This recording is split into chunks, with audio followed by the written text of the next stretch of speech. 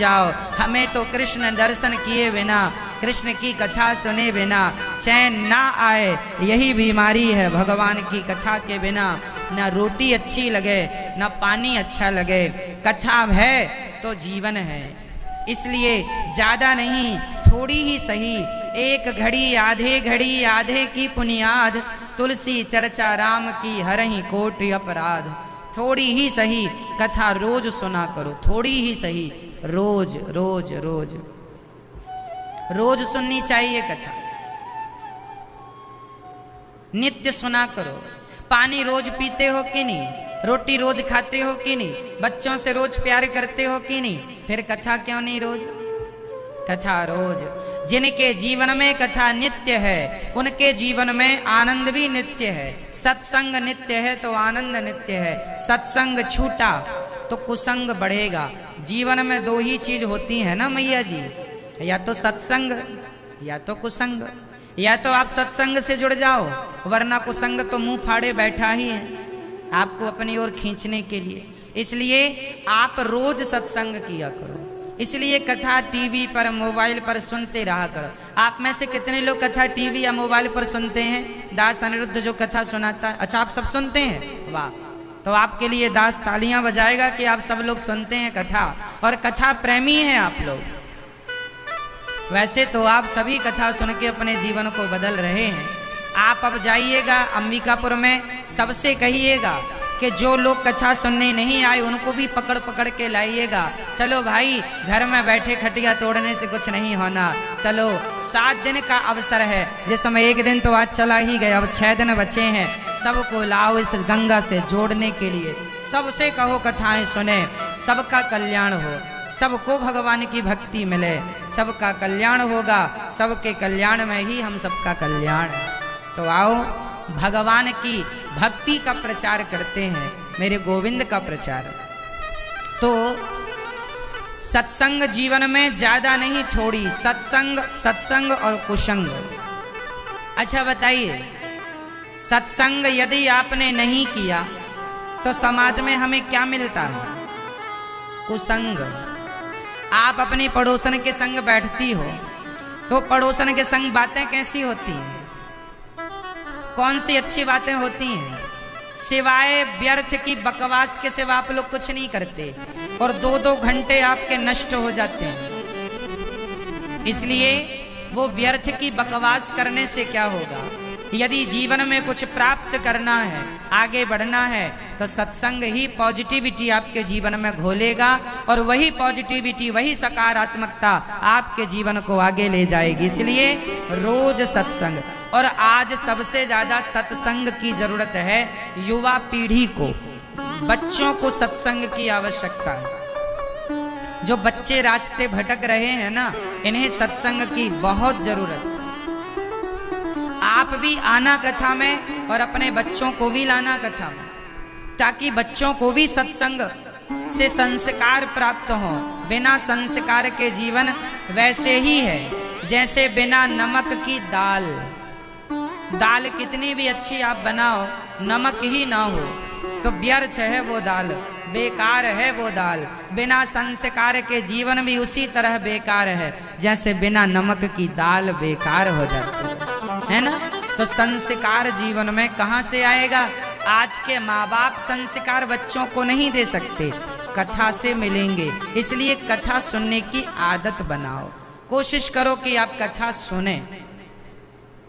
बिना कथा के संस्कार कहाँ से आएंगे?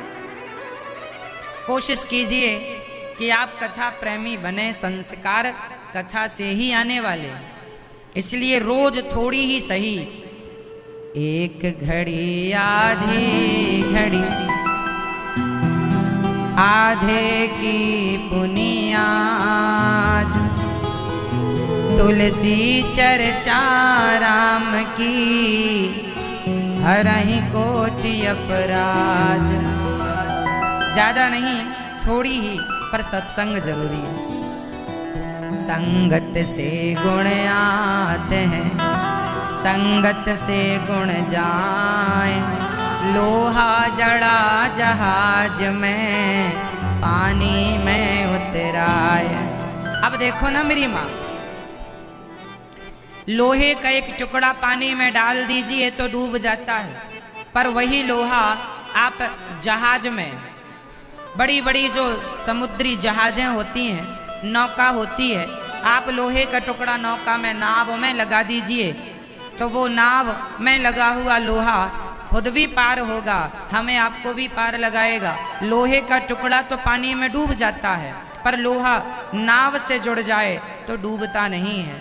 उसी प्रकार हम भी संसार में डूब ही जाएंगे, पर सत्संग की नाव से जुड़ गए तो खुद भी पार होंगे, औरों को भी पार लगा देंगे। इसलिए सत्संग से जुड़ो और रोज थोड़ा थोड़ा सत्संग करने का अभ्यास बनाओ, नियम बनाओ कि हम रोज कथा सुनेंगे, ज्यादा नहीं, थोड़ी ही सही। संगत, गलत संगत मिल जाएगी तो मंथरा की संगति मिल गई माता कैकई को, तो मंथरा की संगति ने बिगाड़ दिया कि नहीं?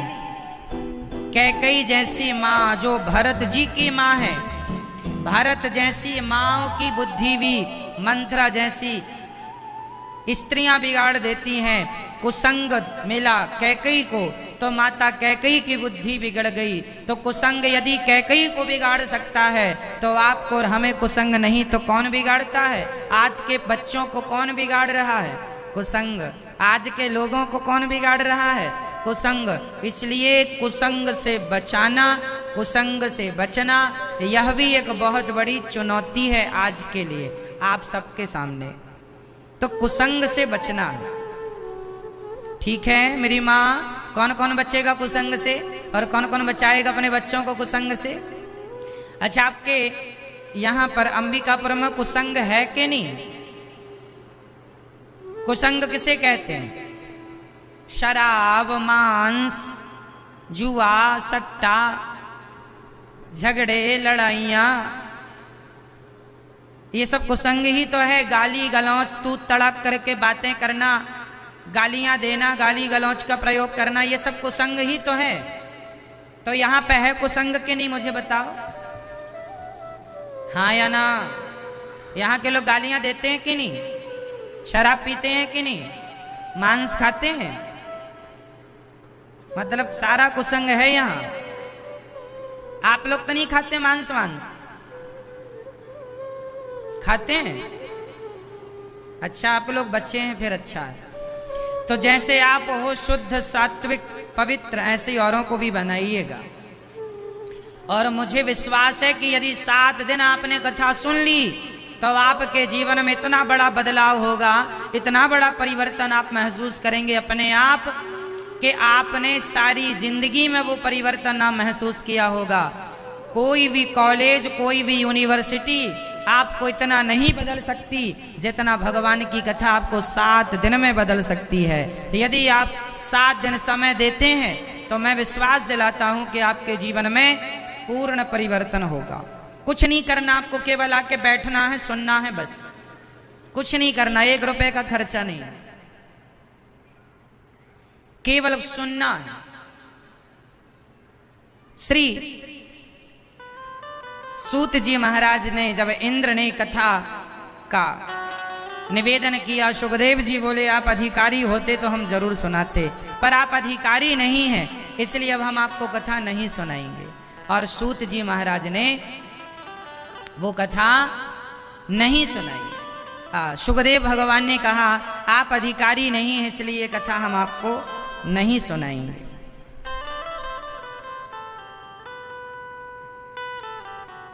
नहीं सुनाई कथा, आप योग्य नहीं।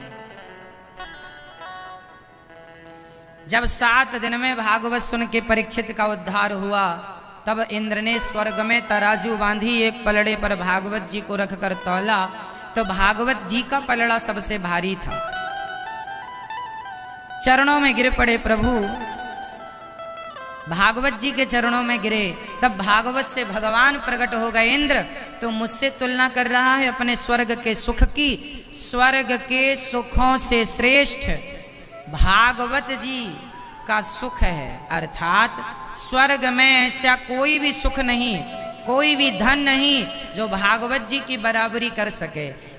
बताया ना हमने कि स्वर्ग जाने वाला, अमृत पीने वाला स्वर्ग ही जाएगा, पर भगवान की कथा सुनने वाला गौलोक बैकुंठ साकेत भगवत धाम को जाएगा। इसलिए स्वर्ग के सुख से भागवत श्रेष्ठ है। इसलिए भागवत सुनना चाहिए। आप अपने जीवन में भागवत जरूर सुने। अभी 5 तारीख से 5 सितंबर से भागवत जी की पोथी होने वाली है वृंदावन में। इस कथा के बाद ही तो आप भी अपने पूर्वजों के लिए कल्याणार्थ भागवत जी की पोथी पाठ करा सकते हैं। जो 5 सितंबर से वृंदावन में भागवत जी की पोथी होंगी, आप भी पोथी पाठ, भागवत जी का पोथी पाठ मतलब भागवत जी का मूल पाठ। आप इस बड़े पैमाने पर भागवत नहीं करा सकते, नहीं सुन सकते, तो एक भागवत जी की पोथी करा लीजिएगा, ताकि आप अपने पूर्वजों का उद्धार कर सकें, ताकि आपके ऊपर पितृ ऋण ना रह जाए। हर संतान के ऊपर पितृ ऋण होता है, मातृ ऋण, पितृ ऋण। जैसे हमारे वंशल परिवार, जैसे हमारे यजमान जी अपने माता पिता, अपने पूर्वजों को भागवत सुना करके वो अपने पितृ ऋण और मातृ ऋण से मुक्त हो रहे हैं। यही है माँ बाप का ऋण उतारना, माँ बाप के लिए, उनके सदगति के लिए। वैसे तो उनके अच्छे कर्मों से सदगति हो ही गई होगी, पर हमारे खानदान में किसी की भी यदि अधोगति हुई हो तो इस भागवत से उनकी सदगति हो जाती है। ये पुत्रों का धर्म है कि हम अपने पूर्वजों के लिए, सदगति के लिए, उनके लिए कोई अनुष्ठान कराएं, जैसे कि आप करा रहे हैं। तो आप भी अपने पूर्वजों के लिए भागवत जी की पोथी पाठ करा सकते हैं, जो कि 5 तारीख से श्रीधाम वृंदावन की पावन धरा पर होने जा रहे हैं। प्रिय भक्तों, एक बार नारद जी ने भागवत सुनी। समस्त तीर्थों का भ्रमण करने नारद जी निकले। कहाँ कहाँ गए नारद जी? अहम तो पृथ्वीं यातो ज्ञात्वा सर्वोत्तमामिति पुष्करं च प्रयागं च काशीं गोदावरीं तथा हरिक्षेत्रं कुरुक्षेत्रं श्रीरंगं सेतुबन्धनम् एवमादिषु तीर्थेषु भ्रममाणैतस्ततः।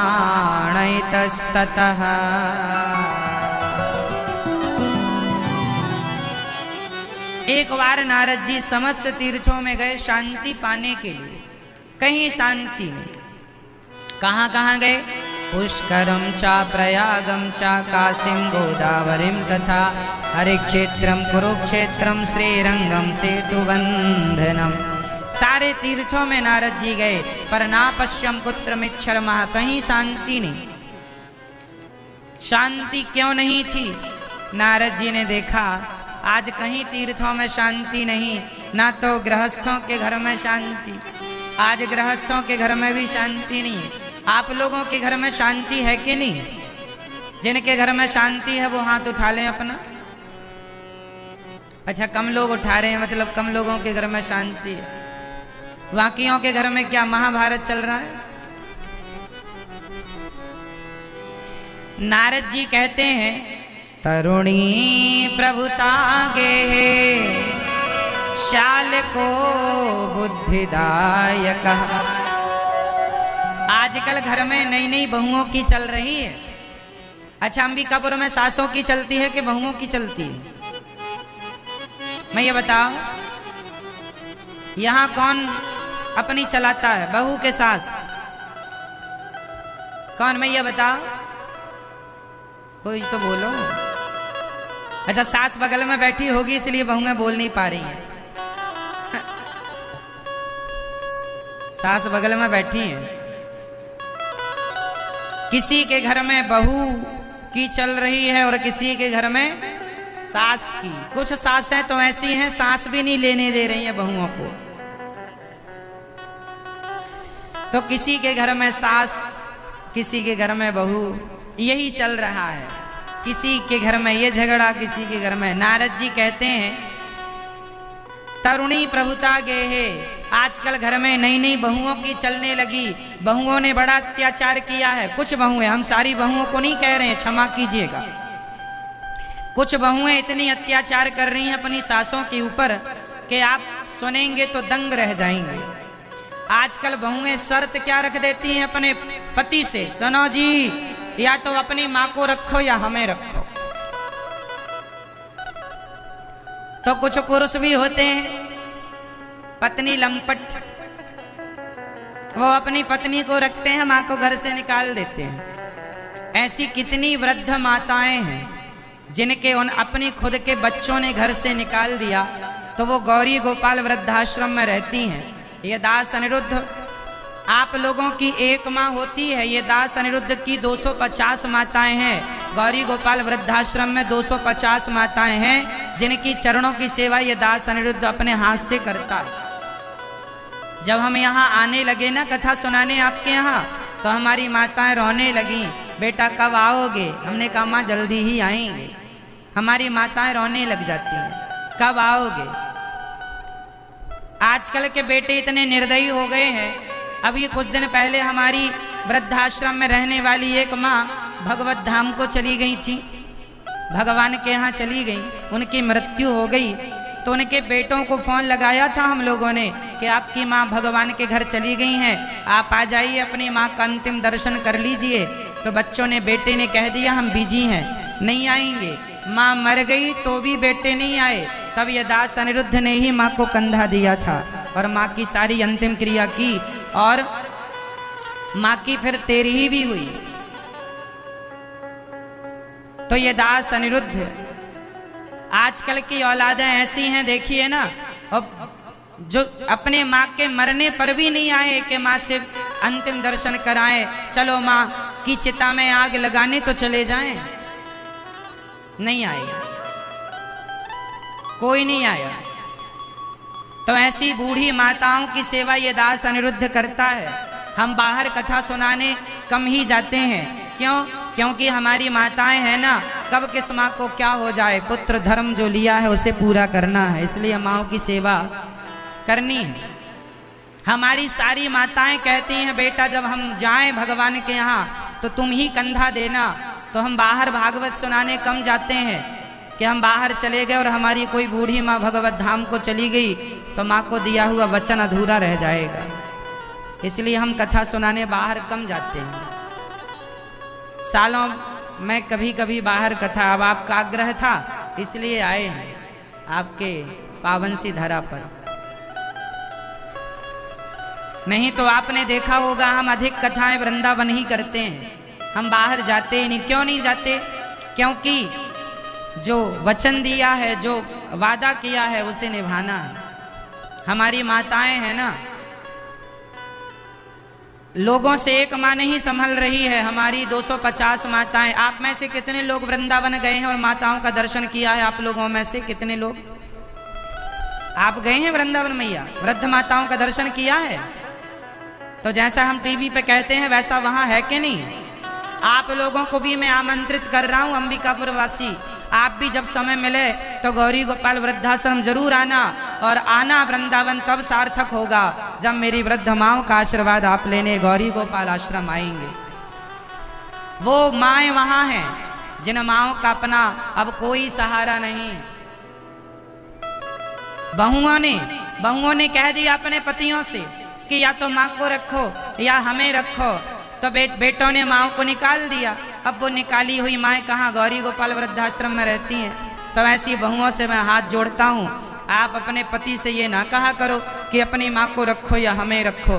अरे भाई, सास आपकी है, माँ आपकी है, आप सेवा नहीं करेंगे कौन करेगा? ये जिम्मेदारी आप नहीं निभाएंगे कौन निभाएगा?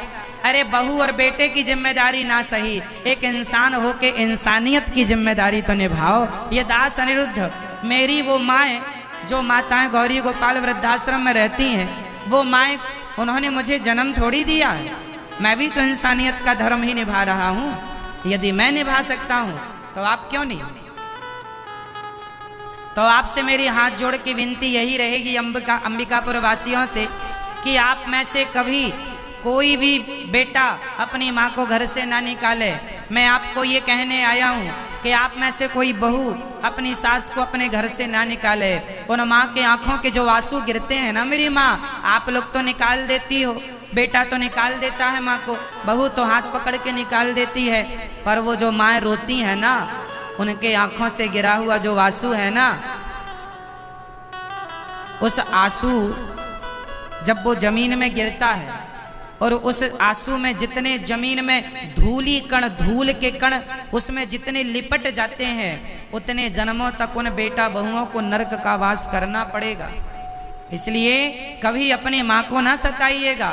माँ को अपमानित करना मतलब भगवान को अपमानित करना है। माँ और भगवान ये पर्यायवाची है, एक ही है।